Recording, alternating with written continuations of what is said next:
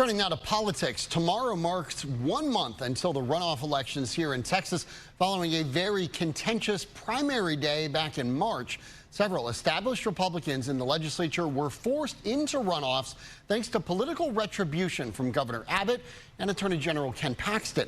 I spoke about this with Scott Braddock, editor of quorumreport.com, in tonight's Fox 7 Focus. A month out from the runoffs, it's fair to say that those incumbent Republicans who still find themselves in battles across the state are endangered. And I say that based on past history of how runoffs usually go. In Texas, John, it is just the historical number that only about 6 or 7% of incumbents of either party who go into a runoff survive politically. And the reason for that is pretty simple. The math on it is if you're an incumbent, you have a record, people know who you are and know what you're about, and more than half of the people vote for someone else in the first round of voting, and that's why you end up in the runoff, then you're in pretty bad shape, and that's what we see everywhere. We have the governor once again going after those incumbents who displeased him on the issue of school vouchers, although he's attacking them about other things, including border security. And you still have Attorney General Ken Paxton also campaigning against some of those Republicans who voted to impeach him last year. Speaking about Governor Abbott specifically, given that several of those Republicans are now in runoffs, he's been at least somewhat successful, right?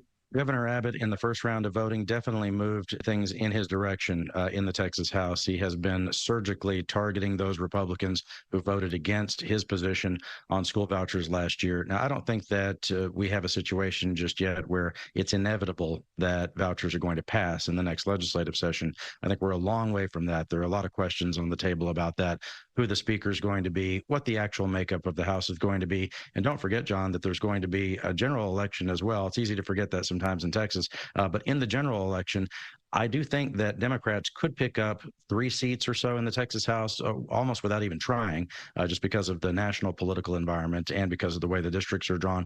But Democrats could pick up as many as 8 or 9 seats in the Texas House, which would politically wipe out everything that Governor Abbott has done so far when it comes to the school choice issue. One of the most notable runoff races, it looks like, is the current House Speaker, Dave Phelan. What are his chances, you think, in this runoff? In the case of the speaker, it's probably a little bit different because he was able to get 43.5 or 44% in his race when he had almost all of Republican world against him, right? He had former President Trump, Lieutenant Governor Patrick, Attorney General Paxton, and others actively campaigning against him in his primary in Southeast Texas. The speaker has millions of dollars in the bank. He's got all the resources that he needs. And look, when you get into a runoff, the real deal for the speaker and for all of these endangered Republicans, it's all about turnout. It's not about, persuading people anymore that you're right for the office and that your challenger is wrong for the office. You've really got to get your people out. The number one thing, the number one challenge for someone who's in a runoff in this state is just reminding voters when the runoff is. I have seen in the past where some Republicans and Democrats lost a runoff and later their own supporters were asking the question, when was the election anyway? It's just not, it's not easy to remember that, and especially given the fact that these runoffs last for so long. You had Super Tuesday back on March 5th, and then the runoff election doesn't happen until the end of May. It's easy for even some of the most active people in politics to forget that those elections are happening. Part of my conversation with Scott Braddock of quorumreport.com. Now, early voting in the runoff election starts May 20th.